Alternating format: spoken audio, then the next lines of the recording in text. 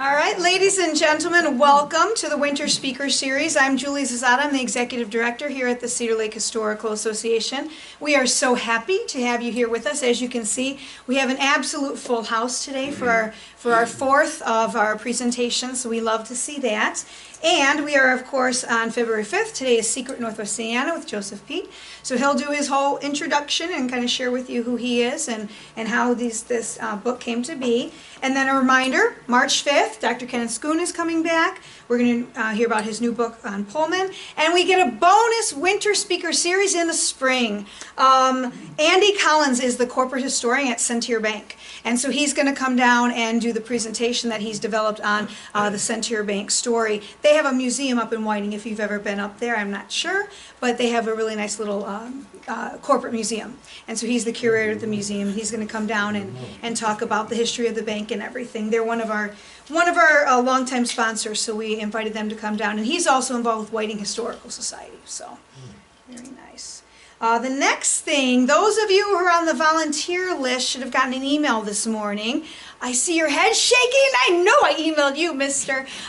So there's a little form to fill out. We've got a new system that we're going to be using this year that's, fingers crossed, going to help us communicate with you much more easily and keep track of hours. You can enter hours that you volunteer from home if you need to.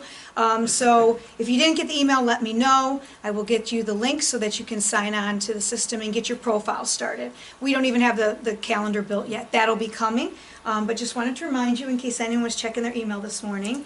Next question I have for you. So I've been talking about the Calumet Voices exhibit up at the Field Museum.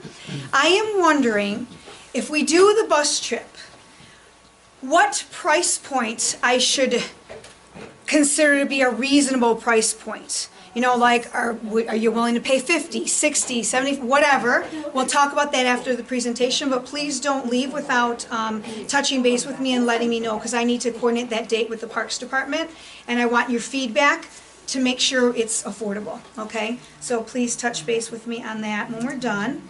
Next, thank you to everyone who supported us at La Dia's Dine Out Night. It was wonderful. We had a lot of fun. I was there from like 11 o'clock to 5 o'clock taking meetings all day long and eating chips and salsa all day long.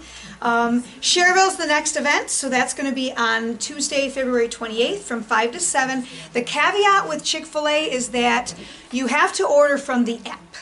You can order to go. You can come in to get the carrot, go through the drive-thru, or come in and eat with us. Nancy and I, as well as other volunteers, will all be in the dining room that night. But you have to order through the app. So we're going to see how this works. We're attempting this. The next one after that is a lot easier. Rise and Roll, just go and buy food, right? That's the Cedar Lake Rise and Roll. I'm going to sit in the little buggy most of the day and greet you as you come and go. But yeah, so that's Thursday, March 9th. And then I just talked to Pops today. We'll see if they're going to do one more for us in April. But we really appreciate you guys supporting us that way. Just a nice way to get together in the middle of winter when it is far too cold to be in the museum. And with that, that concludes all of my announcements. So I'm going to turn the floor over to Joseph. Pete, he's going to talk, I assume you'll talk about all three books just for reference. Oh, sure. Yes. I'll mention, yeah. Yes, perfect. So yeah, he has at least these three that I found on Amazon this morning. The Secret Northwest Indiana. Exactly, yeah. But we're here today to do Secret Northwest Indiana. Oh, well, first I got to say that Ken Choon is an excellent writer, one of the foremost region historians. I've worked with him on a couple stories at the Times. His work is always fascinating. It's always a pleasure to talk to him. And that Cedar Museum in Whiting is pretty incredible. It's more than a history of, it started as the first bank in Whiting in like the 19th century, and it covers the bank, but it also kind of covers the history and development of the region, and there's like so much to it. It's just a very interesting museum there. They also have that Schrag Museum in Whiting, which next to the grotto, that they're looking to turn into a historical site that people can potentially tour. But the grounds there are phenomenal. And then that Field Museum exhibit is definitely worth checking out. It's got a ton of stuff about Northwest Indiana and Calumet region on the Illinois side. But it's been touring across Northwest Indiana for a while. It stopped at a couple different museums here, and it's just a phenomenal exhibit they put together. But anyway, Secret Northwest Indiana. The region has been called Indiana's last frontier. It was a phrase coined by the historian Powell Moore. He described the Calumet region as Indiana's last frontier. It's the last part of the Hoosier state to be settled.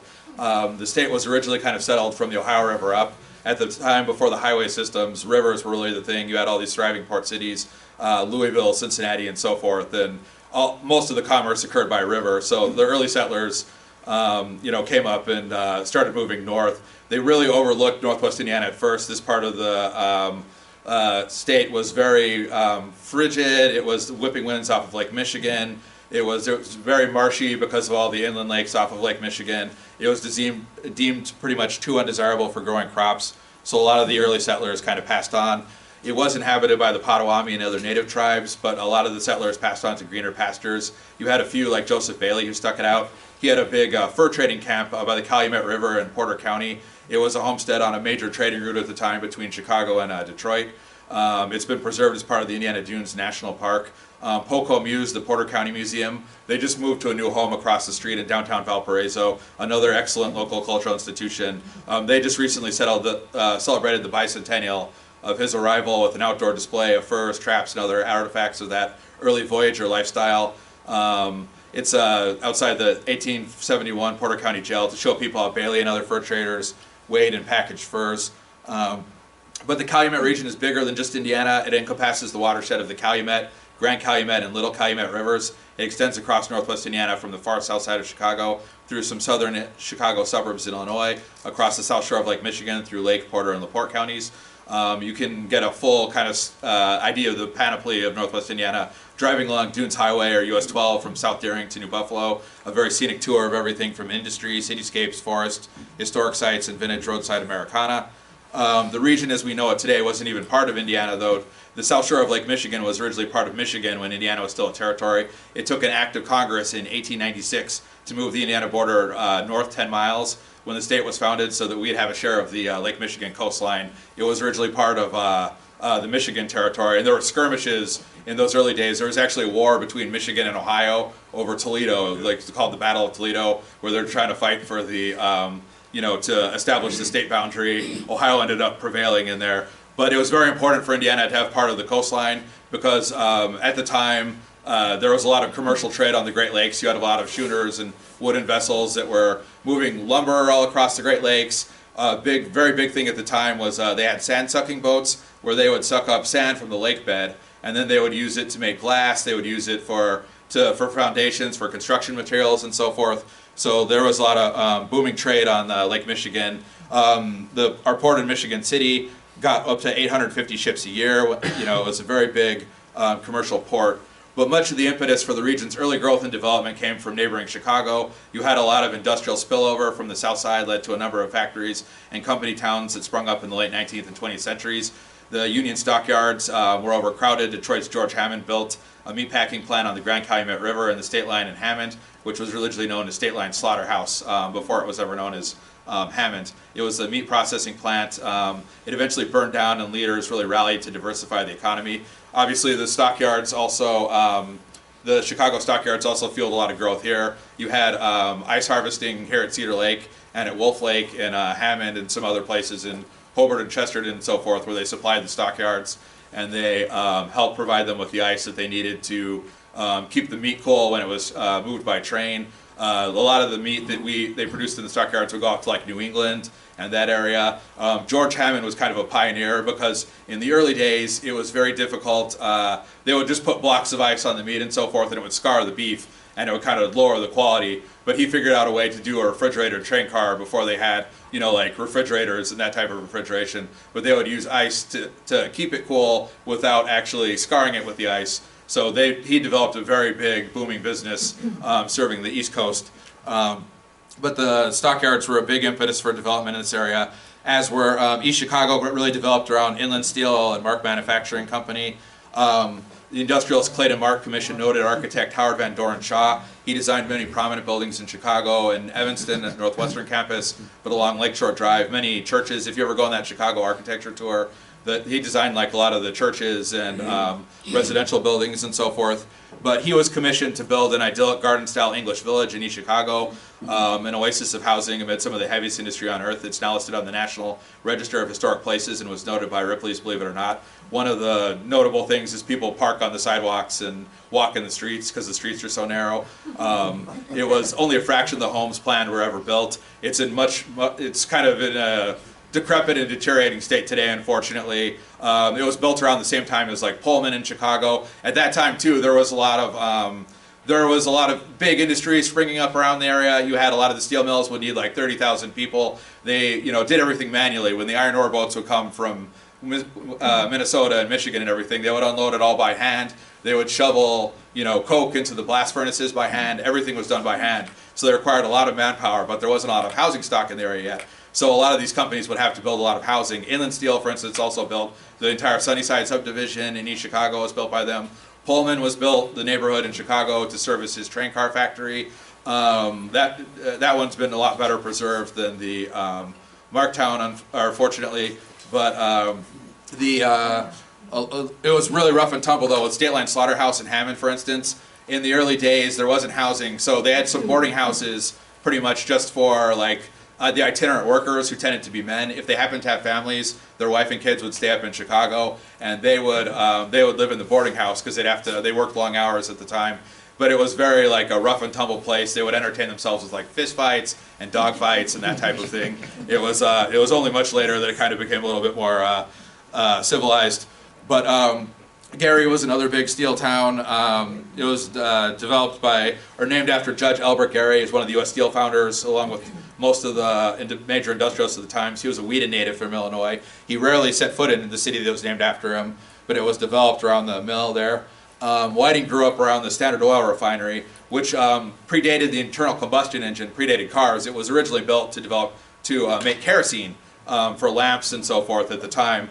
But now it's the largest inland oil refinery in the United States. It's BP's largest refinery in the world. One interesting thing I've discovered covering it over the years is anytime you fly out of Midway or O'Hare, they make, one of the many products they make there, they make a ton of different petroleum products, not just gasoline, that's obviously the big one, but they make jet fuel. And they actually have pipelines going directly from the Whiting refinery to both Midway and O'Hare. So anytime you get on or off a plane there, it's being refueled with airplane fuel made in Whiting. It supplies gas to 7 Midwestern states, 5% of the nation's asphalt. Obviously, we've got a lot of construction in this area. Today, Northwest Indiana is a major industrial powerhouse. We're the steelmaking capital of North America with half the blast furnaces in the United States. One interesting thing, too, I've learned covering the Port of Indiana and Burns Harbor is, because it's the steelmaking capital, so you have a lot of steel ships will come in from all over the world to visit the Port of Indiana, Burns Harbor, and they bring various steel products and so forth. But when the first ship comes in, it's like a big deal. They have a big ceremony and everything. And what they do is they present like a ceremonial steel stein to the captain to really reflect our place as the kind of the steelmaking capital. We just led the nation again in steelmaking last year. We made more than twice as much steel as the next biggest state, Ohio. So we're really big with that. Like pretty much every car in the country has some metal from Northwest Indiana. Refrigerators, appliances, computers, buildings, like the road signs. There's no limit to like what we make here. The Calumet region also makes the Ford Explorer, the nation's all-time best-selling midsize SUV. It's produced on the banks of the Calumet River on the far south side. We're home to 2 international ports, the Port of Indiana, Burns Harbor, and the Port of Chicago that move goods from all over the world. I really love covering the Port of Indiana, Burns Harbor too, because it's got the ships are just on a completely different scale. They're ocean ferrying vessels. They go through the St. Lawrence Seaway in Canada and down into the Great Lakes, and they'll stop at multiple ports here. They'll stop at like the Port of Milwaukee, the Port of Toledo, and they'll drop different goods off at each one. Sometimes it's like beer steins. Sometimes it's like windmill blades. Steel here is a big one. Usually they carry grain out, and that's how we get like Indiana-made grain to world markets. Is it'll go out through the port and it'll go to Montreal or go to Europe or wherever. But they come in from all over the world. We get ships from Russia, from India, from Poland, and so forth. And one interesting tidbit from out there from covering it too. But one thing I like is the otherworldly size of the ships. Like literally, you see a Ford F-150 parked on the dock, and it looks like a little Hot Wheels car compared to how huge the ship is. It's just like the scale is just unimaginable. But they have a church ministry that goes and caters to the sailors there while they're in town, because they have to do a stop, and the stevedores have to unload the ship, and it'll take like 3 days, 5 days, whatever. It depends on what the cargo is, how much there is of it. But so there's a church ministry that comes and like will cater to the sailors, and they've got a van and they'll take them around the region to kind of take care of their needs. And they often will make stops at the South Lake Mall. And I guess in Poland in particular, like American jeans are highly coveted and in great demand. So they'll, from what I've been told by the church, the Polish sailors will just stock as many American jeans as they can fill their bags with, and just bring them home to share with friends and family there. But anyway, the region also makes countless other products like soap, solar panels, food additives, cardboard boxes for Home Depot. Almost all the packing boxes from Home Depot are made in Valparaiso. In the country, we make licorice, Albanese gummy bears. If you haven't been in there, they did an expansion a couple years ago. You can do factory tours, but they did a major expansion where it's much newer and nicer, and it's just a wonderful place to visit if you're out that way, particularly if you have kids. We're a melting pot known for a rich diversity, many ethnic festivals. We've got Serb Fest, Greek Fest, India Fest, Kielbasa Fest, the new Empanada Fest, and of course Pierogi Fest.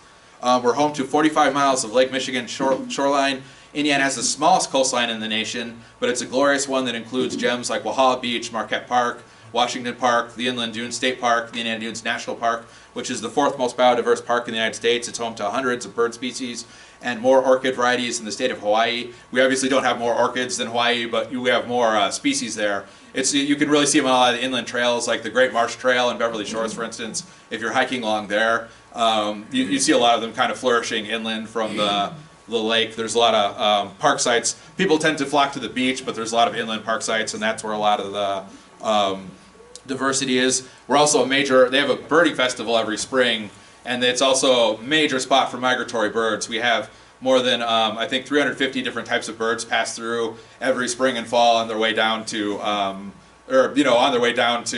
colder or warmer weathers in Florida and so forth. But it's, excellent spot for birding, for egrets, great herons, all kinds of pelicans pass through in the spring. We're just a major destination for that. They stop to basically feed and shelter for a couple days before hitting the road. But we have the second largest economy in the state of Indiana after only Indianapolis. We're part of the Chicago Metro. Michigan City LaPorte is also a major anchor to our 7-county region, which includes Newton, Jasper, Spark, and Pulaski counties. My family has deep roots here in the region. My great-grandfather originally emigrated from Macedonia to escape conscription during World War I. He didn't want to serve the Ottoman Empire. So after Ellis Island butchered his surname, which was originally Petrarch, he made his way to Gary because he had heard of employment opportunities because of U.S. Steel's new Gary Works mill, which was booming at the time, and they did a heavy amount of recruiting there. His sons, my grandfather and great-uncle, worked as architectural draftsmen for American Bridge in Gary. They worked with the Gary Works Mill to construct many landmark buildings like the Sears Tower, the Hancock Building, the St. Louis Arch, the Houston Astrodome, McCormick Place expansion, and Touchdown Jesus Library at Notre Dame. That's actually a letter of appreciation from Mayor Daley to my great-grandfather for his work on McCormick Place.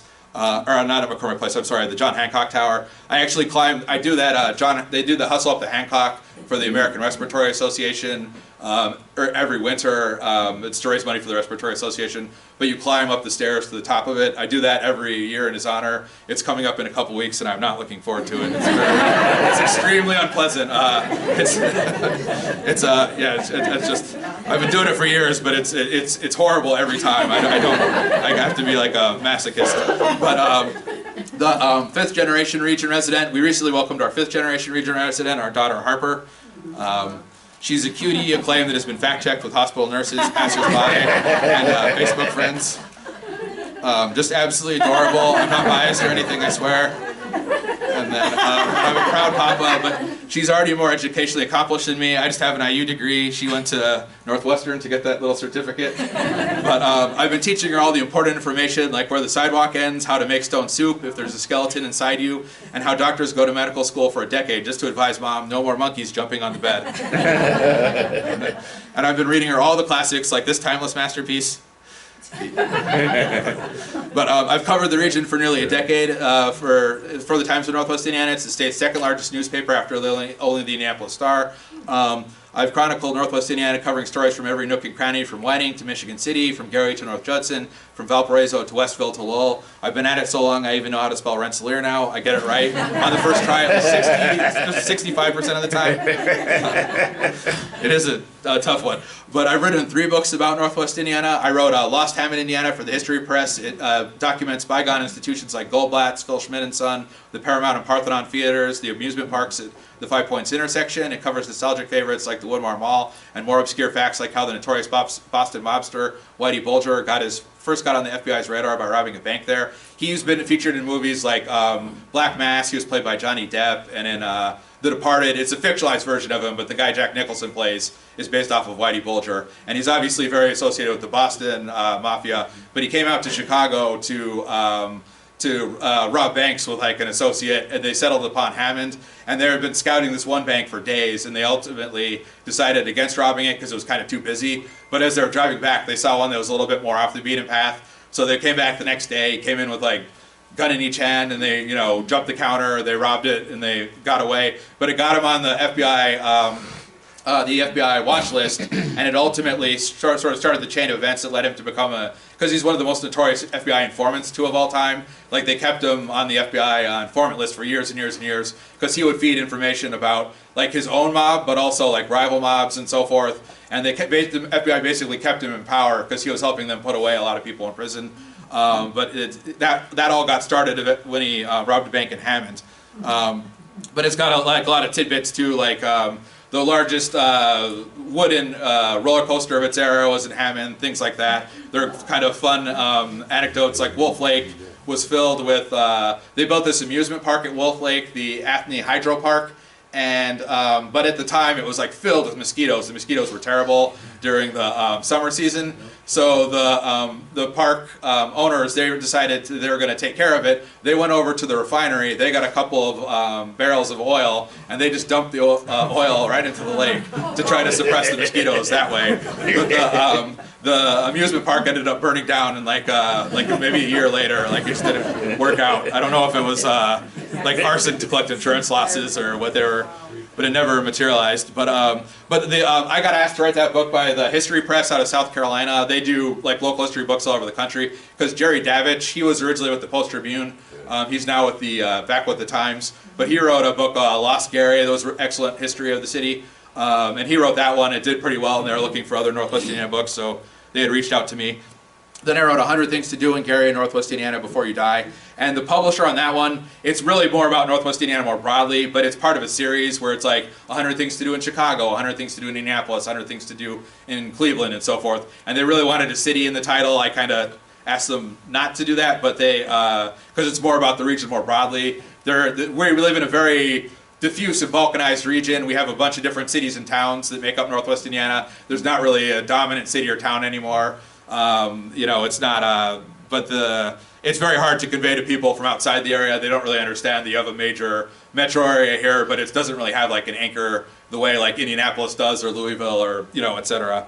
But anyway, it's a travelogue that highlights like Pierogi Fest, Dark Lord Day, the Albanese Candy Factory, Northwest Indiana Symphony Orchestra, and other attractions and events that make the region unique. I had moved away from the region for college and then the Army, and I loved reading A Native's Guide to Northwest Indiana. It was by a Chicago Tribune reporter called Mick Skirdick. It just made me very nostalgic. He wrote about like everything in the region, even like small stuff that just would, like the Griffith-Maryville Airport. I mean, there's an excellent little Mexican restaurant in there, and it's, but it's just an airport. But I would remember driving by there, and it would just flood me with memories, and I just really love that travelogue. But it had been about 20 years since anybody had written a broad travelogue to Northwest Indiana. So I wanted to do a more updated version. Reading Press had this series of 100 Things guides to various places around the country, so I got them to let me write one about Northwest Indiana. And then my new book, which I'll be talking about, is follow-up Secret Northwest Indiana for their Secret series. It's very similar to the one, but the focus is a little bit more on offbeat and unusual places. They have these for cities all over the country: Milwaukee, Detroit, Oklahoma City, Boston, so on. It's unusual, off the beaten path places. It focuses on Northwest Indiana's rich history, everything from secret spots to photograph the Chicago Air and Water Show, jets taking off hidden fishing piers across from steel mills, to where to see Frank Lloyd Wright houses, to Crown Point's infamous marriage mill, where many celebrities like Rudy Valentino, Joe DiMaggio, and Muhammad Ali once flocked for quickie nuptials. They even once had a combination gas station / wedding chapel. They had an interesting tidbit about them too, is because we had, there's a town, I forget the name of the town in Scotland, it's maybe Inverness or something, but there's a famous town in Scotland where it's right across the English border, but people have been flocking there for generations to get married because it's like it had much more relaxed rules than England. So, and we had kind of the same deal in Indiana in the early half of the 20th century. It was much more restrictive, and you had to be like, but our rules were laxer to where they basically wanted you to not be intoxicated while you're getting married. And the way the judges at the Crown Point Courthouse would determine that is if you were able to walk all the way up to the second story, they determined you were sober enough to get married that day. So they kind of, that was their kind of main rule. But then an interesting tidbit, they've done excellent work here at the with this History Museum, the Whiting one, they usually did good renovations, and they're in the process of trying to do renovations of the Crown Point, the Lake County History Museum in the courthouse in downtown Crown Point. Unfortunately, Bruce Wood, the county historian, had passed away last year. But they're now kind of weeding through the collection and trying to do a little bit more focused exhibits, and they want to really focus in on like the history of the marriage mill and also the Kobe Cup, which was a precursor to the Indianapolis 500, which actually started here in Lake County. They're the people who do the Chicago Auto Show, still to this day, the Chicago Automobile Association. They really wanted to do this big street race in Chicago to kind of the automobiles were fledgling at the time, and they kind of wanted to do kind of a proving kind of race to kind of show people what they're capable of and everything. But in Chicago, you had too many railroads, you had too many stop signs, there were too many obstacles to keep from doing a straight one. They're doing that NASCAR race in the city, I think this year, but they're going to close off everything to do it. But at the time, they weren't really able to get the permits or anything, so they settled. They ended up wanting to do it kind of further out into the country, so they went out to Crown Point, and they did one south, down kind of toward Lowell and toward, in that direction. And they came up with this big street race, and there was a lot of fanfare. They had, like, downtown Crown Point was filled with bleachers, and they had all these spectators and everything, and they had a big race for like a year or two, and then it moved down to Indianapolis because they had the Speedway there, and they figured it'd be a better place for it. But then it got supplanted the next year by the Indianapolis 500. But it's like the early version of that was right here in Lake County. And then they still do a recreation of it every year. It's not really a race, it's more of like a parade or a caravan. But they bring out like T-model Fords, and they bring out a lot of vintage historic cars. And every year they celebrate the anniversary by doing a drive from the courthouse there. And then the book also recounts kind of unusual history, like the ski jump in Ogden Dune Ski Club built in a dune in 1927, creating the largest artificial ski jump of its era. As many as 20,000 spectators gathered in the duneland town of Lake Michigan to watch international ski jump competitions. It was built for one purpose and one purpose only, and that was to shatter world records. The monster wood and steel tower, it stood 192 feet high. It allowed skiers to race at a speed of 60 miles an hour, which was as fast as the fastest cars at the time. They lifted off for jumps of more than 200 feet. As Orange Bean, Indiana put it, riders would plummet from a height of 30 stories, bullet down a slope as long as a World War I aircraft carrier, rocket into the air 100 feet over the spectators' heads, and hopefully land upright a football field away. And I think hopefully carries a ton of the weight in that sentence. Braver men than I. Olympians skied there. The Norwegian Olympic teams from across the country, including the Norwegian Olympic team, which was like kind of the gold standard at the time, they came there to test out the ski jump, which along with nearby lodging cost around $40,000 to build, or more than $600,000 in today's dollars, probably even more after the last year of inflation. But it was discontinued in 1932 due to a number of factors: the Great Depression, inconsistent snowfall, the turnouts were kind of spotty depending on the weather. They dismantled the ski jump itself. It was originally moved to Rockford, Illinois, and now it's in Eau Claire, Wisconsin, and it's still active today as the Silver Mine Hill. It's the Northwest Wisconsin town hosts the Silver Mine Invitational, which it has since, it uses that ski jump. But it's been home to ski jumping since 1885, when it was one of only two sports in the town, along with log rolling. So it was a big lumber town, big winter sports. Ski jumping was a much bigger sport in the 20s and 30s when it was taking place every winter in Ogden. Soldier Field hosted ski jumps during the 30s. I've always loved this photo. When the Bears moved to Arlington Heights, they could potentially repurpose it for that, maybe. But people do forget, though, the Bears have only been playing there since '71. Like, before that, they were in Wrigley Field. So they've been using that for college football and concerts and all kinds of different things over the years. So I'm sure they'll find one purpose, but I'm holding out hope that maybe they'll do ski jumps again. But the book also dives into shipwrecks just off the coast of Lake Michigan. About 50 of the 2,000 shipwrecks on Lake Michigan lie just off the Indiana shoreline, including the J.D. Marshall Nature Preserve, about a half mile off the shore in Indiana Dunes State Park. And then it sunk in 1911. It was a 154-foot vessel built in South Haven, Michigan in 1891. It hauled goods like lumber across the Great Lakes. It was hauling 1,000 tons of sand to a Chicago glass factory. It capsized during a squall that generated 20-foot high waves. 4 of the crew members died. It was one of the Hoosier State's worst maritime disasters. The J.D. Marshall today it's a 100-acre nature preserve about 30 feet deep. It's marked by buoys so people can scuba dive and see the wreckage underwater. Wreckage can also be found in the Nature Center at the state park. The propeller lies on the shore to mark the tragedy. It stopped the first mate's watch at the exact time of sinking at 1:45 a.m. The DNR, the Indiana Department of Natural Resources, also has excellent photos and even video, like offering a virtual tour on its website. There are a couple scuba shops in the area in Dyer and Hobart and so forth, but if you're not inclined to that, you can still see images from the state of Indiana. The SS Muskegon in Michigan City has a far less tragic history. Townspeople just kind of wearied at looking at it when it was there in the harbor in Trail Creek. It had been abandoned there after a fire, so they dragged it out into Lake Michigan and they sank it. It was a 211-foot freighter near Mount Baldy. It was also known as the Peerless at one point under different ownership. Over the course of lifespan, it ferried passengers, it hosted plays, it hauled freight, it sucked up sand from the bottom of Lake Michigan, and was suspected at one point to be a floating house for gambling. For its first 25 years, it was considered one of the finest ships carrying freight on the Great Lakes. It was a vessel with no equal at its time.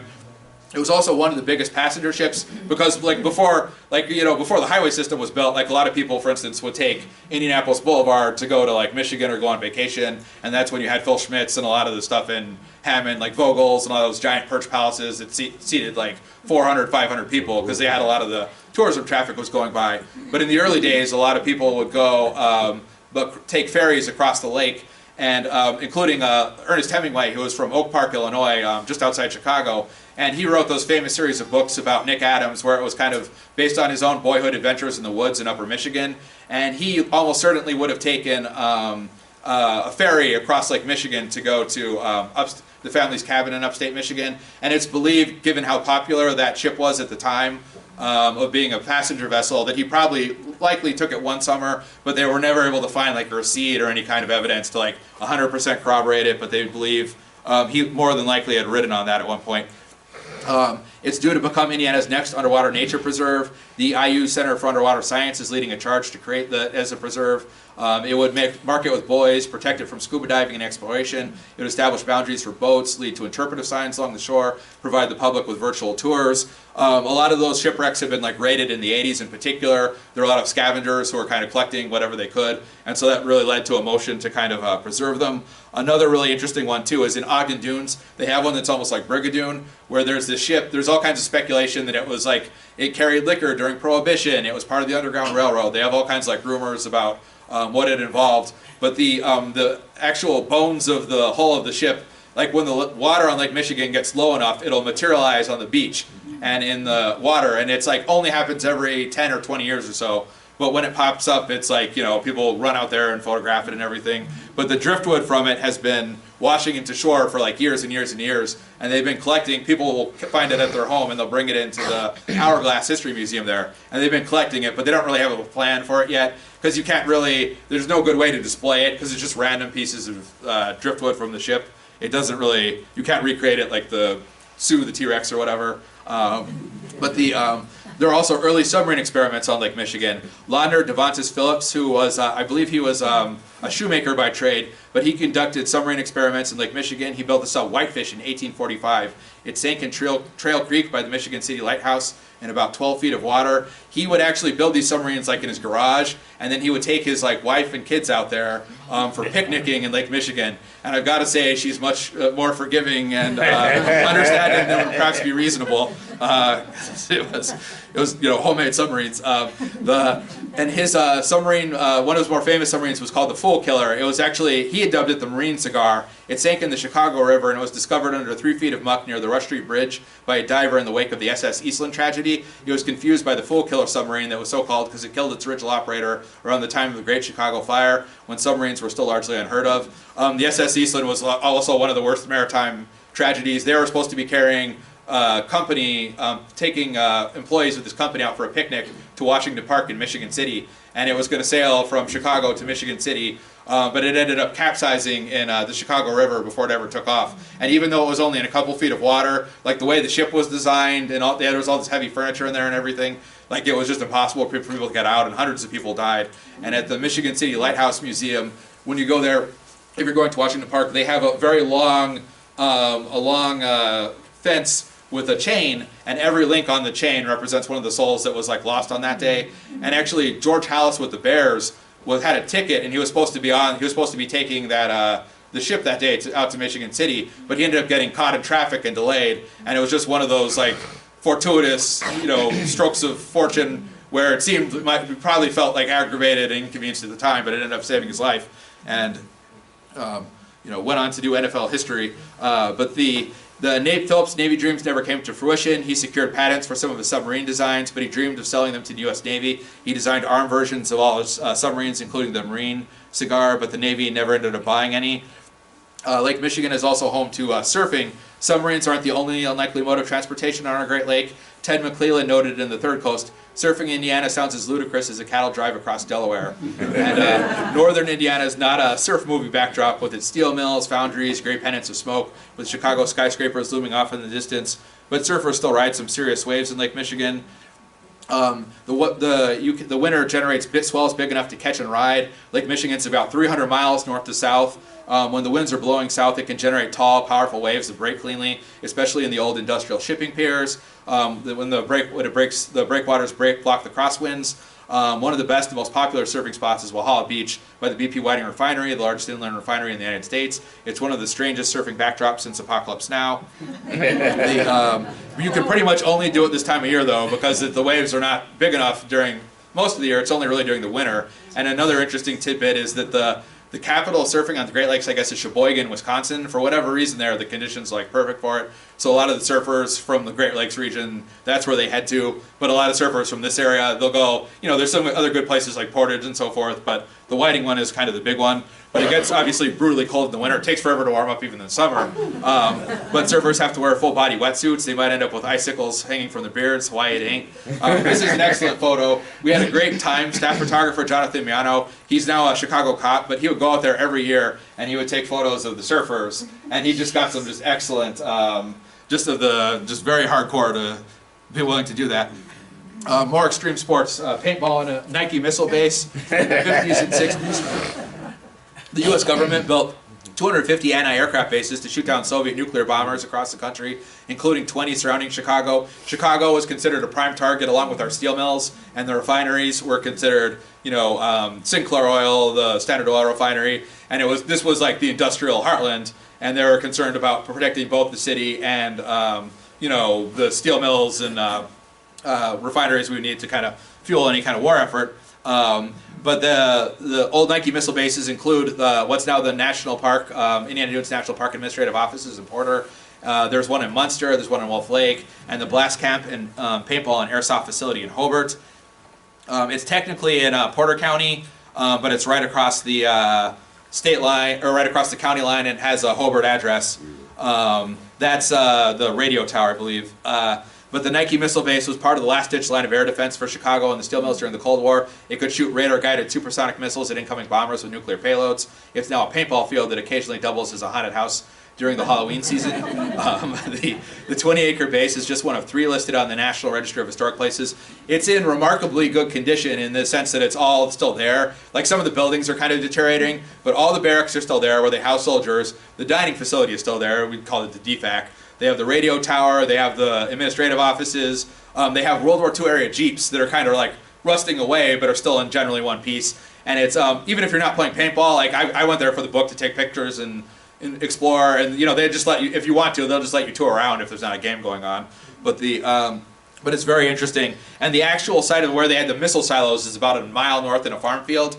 And it's, because they dug out like underground missile silos that would open and it would, fire the missile and so forth. And then that one is kind of closed off. It's like fenced off. You still have some urban explorers who will go there and try to take pictures and everything. But since it's an underground missile silo, it fills up with rain, and like if there's snow and it'll melt. So it's very dangerous, and it's not really recommended to try to go in there and like break an ankle and so forth. But it still draws people regardless. You have a bit of the history on display at Wolf Lake at the William S. Powers State Recreational Area on the Illinois side of the border, where you see the Nike missile base was located. They have the Nike Hercules missiles that were supposed to shoot down the bombers if the Cold War ever heated up. Wolf Lake is half in Hammond and half in Chicago. And then the Indiana side the Illinois side is a state park. The Indiana side was actually supposed to be the Hoosier State's first state park. But then they discovered at like the last minute as they're finalizing the plans, there was an old state law that would prevent any park within a municipality or a city or town from becoming a state park, because they wanted it kind of to be out where the state would have full control over it and the city or town wouldn't kind of be meddling in it. So they put the kibosh on that at the last second, and it ended up kind of being a municipal park instead. But that has a rich history too, that the one book gets into. In the early half of the 20th century, it was really like a gangster's graveland. It was called, like, Al Capone dumped bodies there. The famous thrill killers from the Hyde Park, Leopold and Loeb, they dumped their victim. It was probably on the Illinois side because it was in a culvert that's no longer there today. But the guy who discovered it was like a worker from Roby, which was originally its own town right on the border. But it became part of Hammond later. But he was like the stories vary, but he was either walking to work or he was walking to go get his watch fixed. And he happened to see the body, and then it led to what was one of the most infamous like murders of the 20th century and like the trial of the century and all that. But the region's military history runs deeper. You have factories like Pullman and Blawnock supported the war effort during World War II.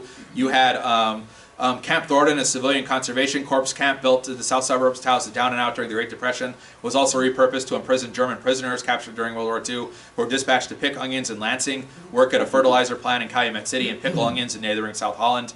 Onions were really big too in the western part of Lake County back in the day, in like Munster, Dyer, Highland, and across the border in Lansing, Cal City, South Holland. Onions were like a huge agricultural crop at the time, or before it ended up getting developed as like into a suburban. But we, like in World War II and so forth, like Detroit was the arsenal of democracy, but we were definitely like an arsenal of democracy here too. Like they built all these tanks at the Pullman factory. They had tanks lined up on 165th Street in Hammond. They built all these munitions in Blawnock in East Chicago. They built this giant factory in rural LaPorte County, the Kingsbury plant. They built in southern LaPorte County, where they figured it was close enough to the railroads and close enough to the Great Lakes to be able to ship like munitions, like missiles and bombs out to the European front. But it was also far enough inland and out of the way where it wouldn't be a target for spies, and it wouldn't be, if they ever came to bomb this area, it would be harder for them to find. So they built this giant, like sprawling factory out there with like 15,000 workers or so, just out in the middle of nowhere. And then a lot of it, they're repurposing it today into like, part of it's an industrial park, part of it's kind of abandoned, some of it's just like kind of farm fields. But it was like they built this whole town out of nothing just to supply the war effort in Northwest Indiana during World War II. But you had Germans who were captured in Africa were transported back to the United States. There were multiple detention camps across the Chicago area. A lot of them were in the northwest suburbs, but the POW camp in the south suburbs was demolished. But there's still a historical marker by the entrance at the Forest Preserve at 183rd Street in Cottage Grove. It explains the full history of what happened there. It was also home to, after it was a war camp, Ileana Christian was actually based out of there for a couple of years too. A flag marks its location in Glenwood, where it's still some excellent hiking along Thorn Creek and through the forest, especially in the fall. But one of the most biodiverse parks in the country, the grandest park obviously in the area is the Indiana Dunes National Park, the nation's 61st national park, which documentary filmmakers have described as nature's masterpiece, along with the Indiana Dunes State Park. It completely encircles, it draws 3 million visitors a year. That's an excellent documentary of it. I think you can see it for free on YouTube. It's like Indiana Dunes Nature's Masterpiece. It airs on Lakeshore PBS too every once in a while. But they did a big debut at the 49er Theater in Valparaiso when it first debuted, like maybe 2 years ago. But one of the things that's really striking about it is, obviously people have been to the dunes and seen that, but they used a lot of drone footage where they got a lot of aerial shots, and it's just really sweeping and majestic, and it's like seeing it from a whole different angle. So I recommend like checking that out. But the dunes are home to a flower so rare it grows on the slope of only one dune. That's the only place it is in Indiana. The French Peligula, a woodland herb colloquially known as gay wings, because its irregular petals spread like wings. It only grows in Indiana on the northern slope of one particular dune. It's much more common in like Michigan and Wisconsin, but it's up kind of toward Canada. But up there, it'll blanket the entire bed of like forests, but it hasn't really spread down here yet. But we have a very unique ecosystem that will support a lot of different plants here, and it's very rare, but it's only on that one dune in the national park. They estimate that there are more than 1,100 types of flowering plants and ferns in the Indiana Dunes, as well as 350 bird species, making for some excellent birding. We got we got the region's pterodactyls, I just love seeing great blue herons and their just tremendous wingspan and everything, and it's just wonderful to get out there. They have the excellent birding tower at the state park, but it's also home to the dune that ate a boy. Mount Baldy stands 126 feet high. Adventurous types have long clambered up to the summit to see for miles around all the way to the Chicago skyline on a clear day.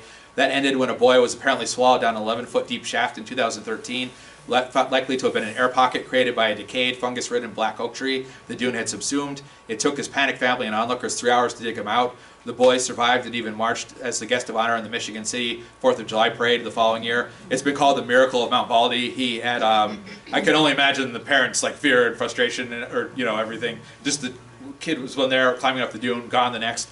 But the dozens of people from the beach that day went up there. They dug with their hands. They dug with whatever they happened to have. They eventually found him. They took him to the University of Chicago. They did a complete battery test on him. They couldn't find anything wrong with him, and he was eventually released after a couple days of monitoring. But he doesn't even remember what happened. He has no memory of the incident. But they did.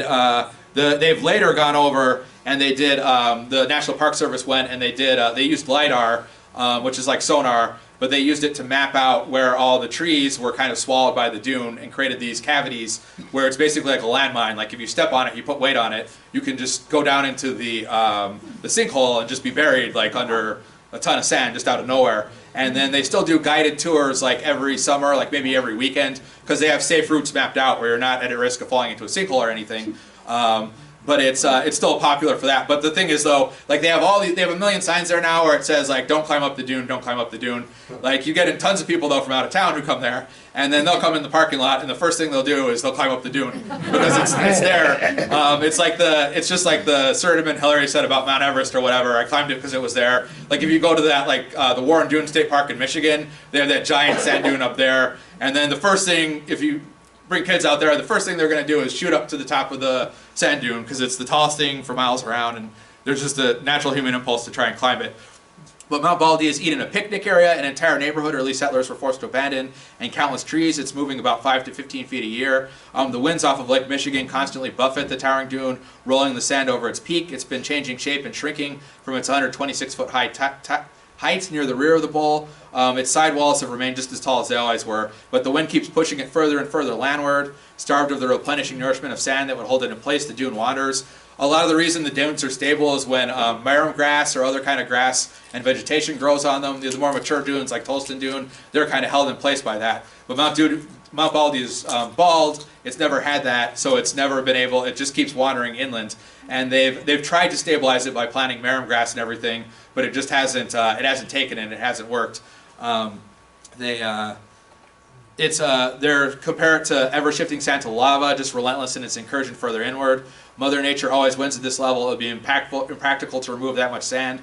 We would have to vacate the parking lot the way we did the picnic area. We'd have to take a more passive wait-and-see approach. It's already eaten half the parking lot. They had a U-shaped parking lot where you go in one way and come out the other. Half of it's already gone, completely under a million tons of sand. And they're completely expecting it to eat the rest of it. It'll eventually take care of itself because eventually the dune is going to get so low that the wind won't be able to kind of move it anymore. It'll level out on its own. But they're expecting it's going to become the first time in National Park Service history that they're going to lose a parking lot to nature like that. And they're currently working on contingency plans of are they going to build a parking lot further out on the side? Are they going to shuttle people in? What are they going to do? Because that's still a very popular beach. It's a very popular destination. So they're going to need to do something to get people out there. But we're really poised to lose that parking lot.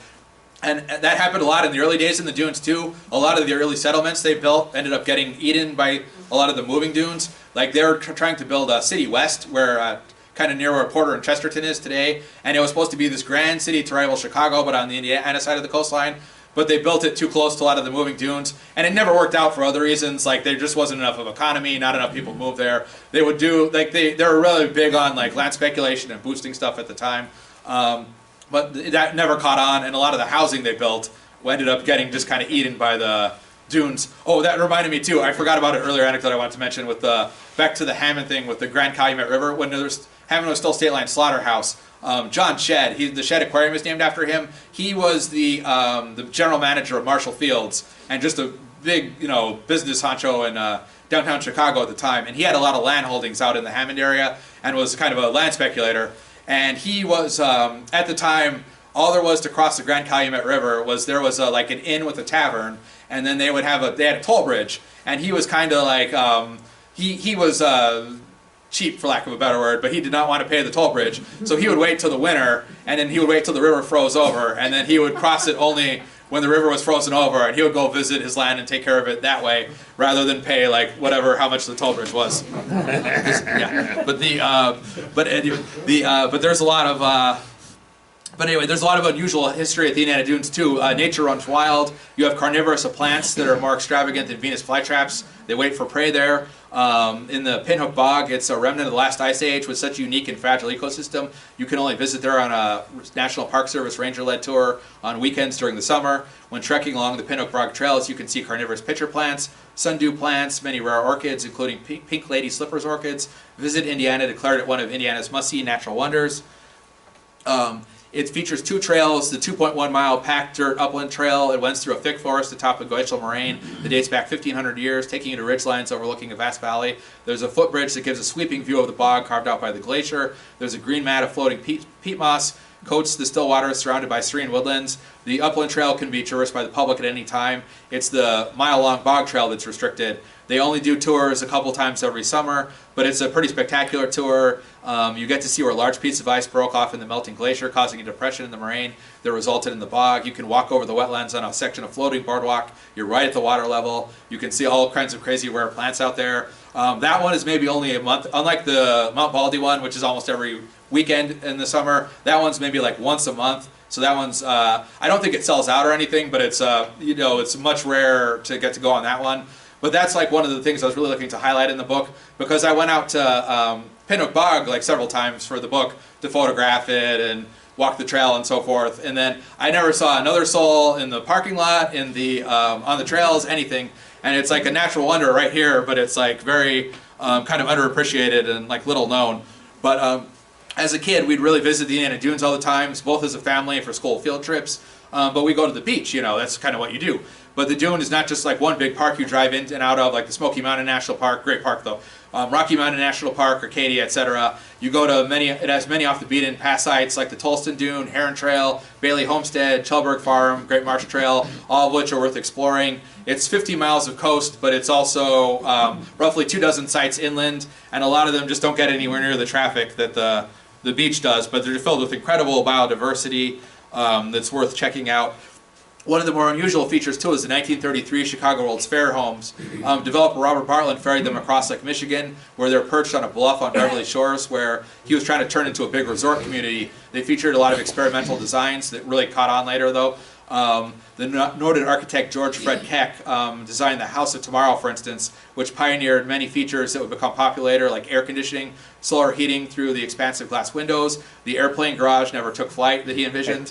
But he was very influential. That photo is actually from the Elmer Art Museum in Illinois, the Chicago suburb out in Northwest. But it showed like his impact, and he really had a great amount of influence on using natural light to kind of heat homes and make them more energy efficient and everything. He had a far reach, and that house played a big role in it because people from all over the world came and saw it at the World's Fair. Most of the buildings were unfortunately demolished. The Museum of Science and Industry is one of the few standing buildings from what was called the White City, but this developer saved a lot of the experimental houses, and a lot of them were built at the time too to really showcase newfangled building materials. Like you had Lustron homes that were trying to get stainless steel as a home building material. You had the cypress log homes where they're trying to encourage this more rustic, use of cypress logs. One of the most notable ones though is the Florida Tropical House, the flamingo-colored Florida Tropical House. It was actually commissioned by the state of Florida to promote the allure of its laid-back beach living. It was a bright pastel home. It stands on the sweeping blush overlooking Camille Beach and the boundless horizon of Lake Michigan. It's very, very photogenic. The way that they preserve these homes is the Indiana landmarks and so forth. They have a deal where people move in and then they'll maintain it, and then they get a long-term lease to live there for 40 years or something, and then they'll take care of it, and that's the way they kept them up. And you can tour them inside once a year. Every fall, they do a fundraiser for Indiana Landmarks and Historic Preservation, where they do, you can do a tour, you can see the insides of you can go see the outsides of the houses at any time. They have a bunch of little parking where it's for 15 minutes, but you can go see the insides once a year where they do a tour. It's like $20 or something, and they do a nice little bus tour. but they're all in pretty good condition, except for, unfortunately, the House of Tomorrow is in pretty rough shape right now.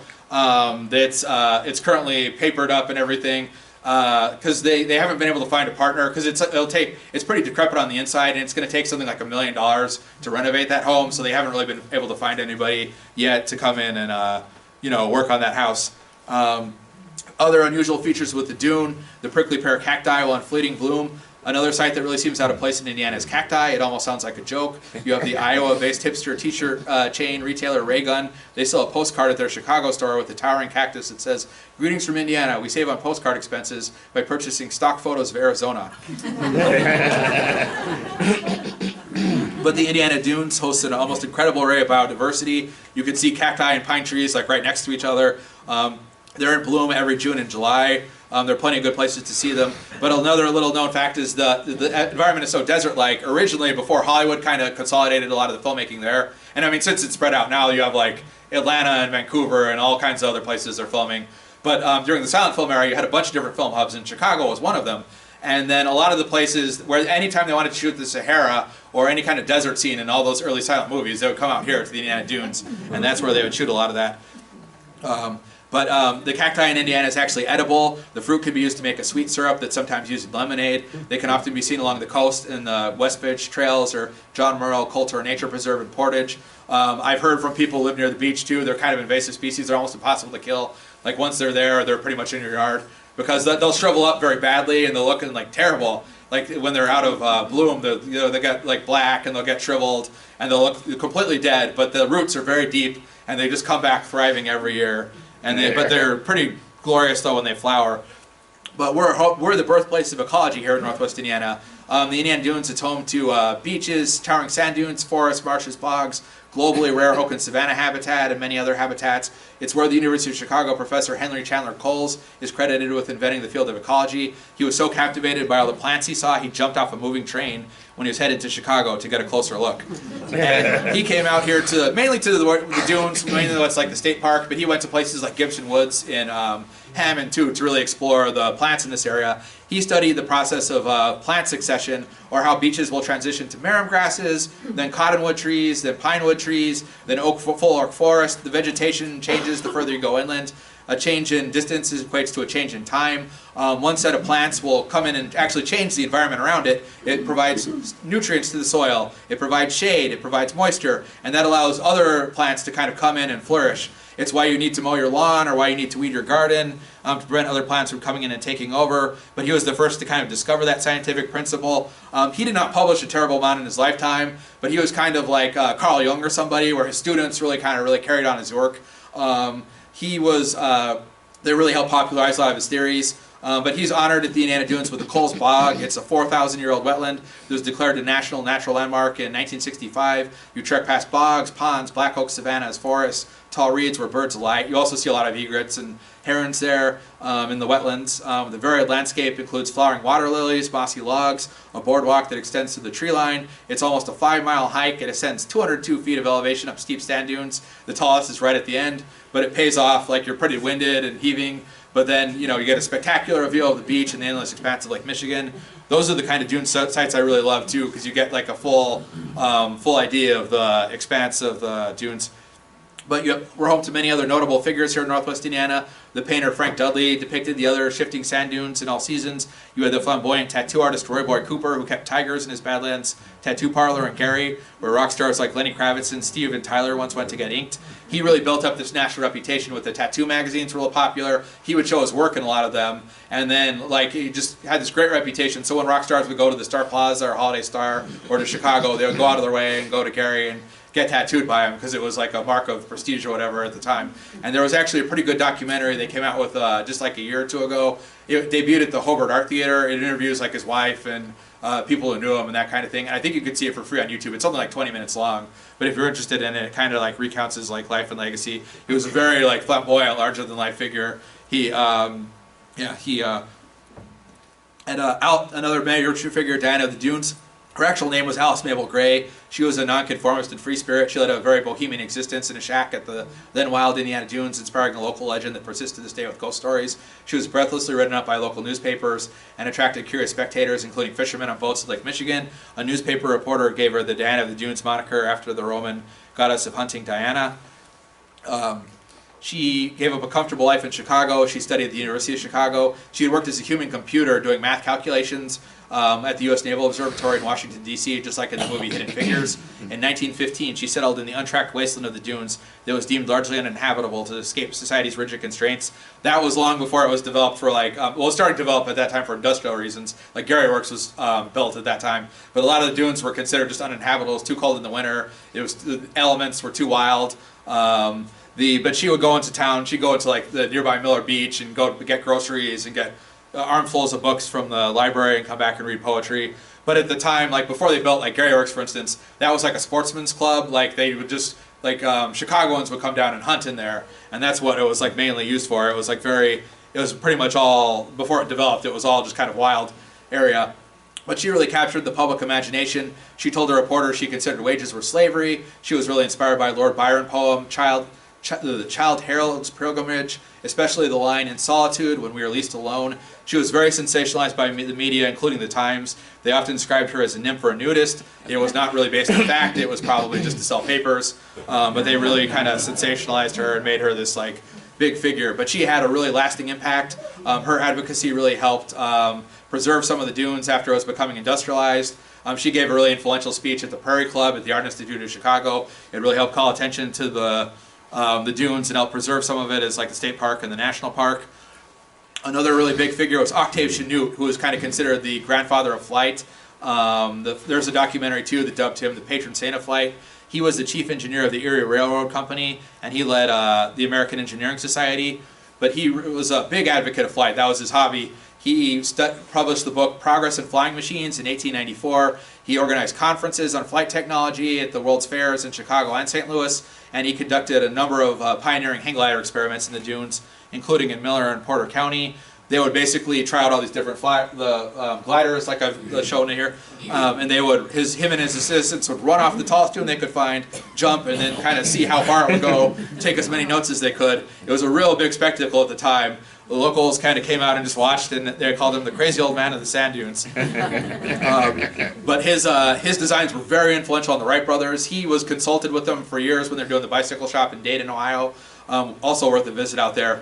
But long before they conducted their own tests at Kitty Hawk in North Carolina, he provided them with all schematics from his tests. He relentlessly championed their work. After they did their first successful flight, he was the first person they called. At his funeral, one of the brothers also said that what they accomplished would have never been possible without him, that he was really helped shape what they did. There is tribute paid to him at the Aquatorium in Miller. There's a replica glider, a bronze statue, exhibits about his pioneering experiments. He's in the National Aviation Hall of Fame in 1963. He's the subject of books and a documentary that came out. Excellent figure, probably not as well known as he ought to be. There's also an excellent, one of my favorite burger places in the region is Octave Grill in Chesterton is excellent, and it's named after him, and they have this excellent mural of like a hang glider on the side of the building, but they do some really clever burgers there.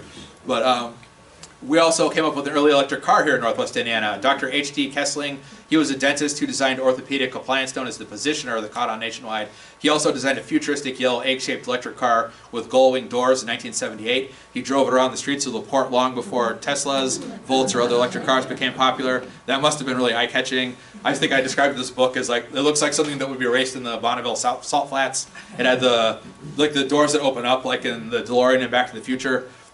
It's on display at the LaPorte County Historical Society Museum. It was the only one ever built. It had a range of 50 miles. It was exhibited, including an expo at McCormick Place. That's an excellent history museum, too, if you're interested in local history. It's like 3 stories. It was a combination of their one, and then there was a car museum that was out there that they kind of ended up merging. And the car museum, they have like the DeLorean from Back to the Future. They have the Tucker car from that Francis Ford Coppola movie with Jeff Bridges about Tucker, a man in his dream, about the Detroit automaker. They've got all kinds of fascinating stuff. They have like an antique weapons collection. They have just all kinds of interesting materials out there. We've got plenty of infamous figures from the region as well, like Al Capone. He once killed rival gangsters at a Hammond Roadhouse, dumped the body at Wolf Lake. He got involved with Hammond Distillery during Prohibition. Belle Guinness, Black Widow Belle Guinness. She was one of the most prolific serial killers in U.S. history who loved her suitors to death. That skull is also on display at the LaPorte Museum, where they have a recreation of her farm and her farming implements and everything. She was a Norwegian immigrant who lured suitors to her farm with these Lonely Hearts newspaper ads. They read, "Personal, comely widow who owns a large farm in one of the finest districts in LaPorte County, Indiana, desires to make acquaintance of gentlemen equally well provided with view of joining fortunes. No replies by letter considered unless sender is willing to follow answer with personal visit. Triflers need not apply." And that line in particular really caught on. You can go on like Etsy and people have like crocheted like "Triflers need not apply." There's like T-shirts with it. She still kind of captures the public imagination. There was like an artist in LaPorte County who did like a Lego recreation of her farm, complete with like skeletons underneath. It was on display in the Resnick Art Center for like one summer. But it was a real big scandal at the time. Her farmhouse burned down in 1908. They discovered 3 bodies inside. One of them was headless. Several more bodies turned up on her farm. It turned out she would separate her suitors from their money, life insurance, and property before poisoning them, cutting them up, and burying them on the farm. As many as 15,000 people gathered out of morbid curiosity to see what they were finding there, because the rumors spread around town fast. Enterprising vendors were selling Guinness stew by the roadside. Probably not something I personally would want to try, but there is a lot of speculation too that she actually faked her own death. It was really fueled by her hired hand and accomplice Ray Lamphere. He confessed on his deathbed at the Indiana State Penitentiary in Michigan City that the headless body that was supposed to be hers was actually her housekeeper. She also had a long history of insurance fraud. She started in Chicago and kind of worked her way out here. But she would burn down a home, collect the insurance money, and then buy a bigger home, and eventually settled out on the farmhouse where she discovered kind of settled on the suitor operation. But she's been the subject of multiple books and films. There's an excellent book about her, that's kind of widely available locally, but there's a recent film starring Tracy Lords. John Dillinger, also the subject of many films. He was public enemy #1, long and storied history here in Northwest Indiana, though he's actually from Mooresville downstate. He was the son of a deacon. He was sentenced up to 20 years in prison for robbing a grocery store in Mooresville, and he ended up serving between 1924 and 1933 in the Indiana State Prison in Michigan City. He was very embittered by that. He swore that he was going to be the meanest bastard you ever saw when he got out of there. He met a lot of very seasoned criminals in the joint, including Homer Van Meter and Pete Pierpoint, and they taught him how to become a bank robber. And it was kind of his like college and finishing school, and they played heist together for when he got out. He robbed more than 24 banks across America during the Great Depression. He was kind of heralded by the press as a Robin Hood type figure at the time, because bankers were very unpopular. People lost their whole life savings. Bankers were pretty widely reviled at the time, so he was kind of treated as like a folk hero. But the only time he was ever charged with murder, despite his very violent occupation, was when he fatally shot patrolman William Patrick O'Malley at the First National Bank in East Chicago. O'Malley had reportedly shot him, but he was wearing a bulletproof vest. Right until that was demolished, too, the bullet holes were supposed to be still there at the entrance. It was a very grand building. It helped finance a lot of the early steel mills and everything in Northwest Indiana, but they ended up tearing it down and replacing it with a Walgreens. And the Walgreens is now closed, actually, too. So, but Dillinger was caught. He was jailed at the Old Lake County Jail, which was billed as inescapable. He famously carved the wooden gun, painted it black with shoe polish, and used it to lock up the guards. You can tour the historic site today. They do very popular ghost tours there in the winter. They also had some other very notable inmates, too, like one of Al Capone's henchmen was there and so forth. But was prominent during the day.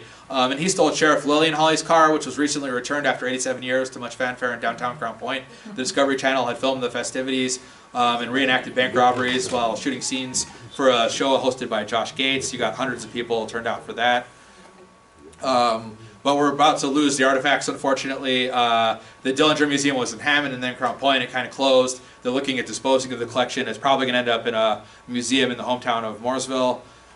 We've lost a lot of longtime institutions in recent years, places like Strongbow and in Valpo, Broncos in Crown Point, Warsaw and Linwood, much of the Central St. Margaret Hospital in downtown Hammond, a lot of historic architecture, Gary Water Tower, Memorial Auditorium, Lew Wallace High School. History has just been cleared away, such as the demolition of the Steel City Records studio where Jackson 5 recorded its first LP.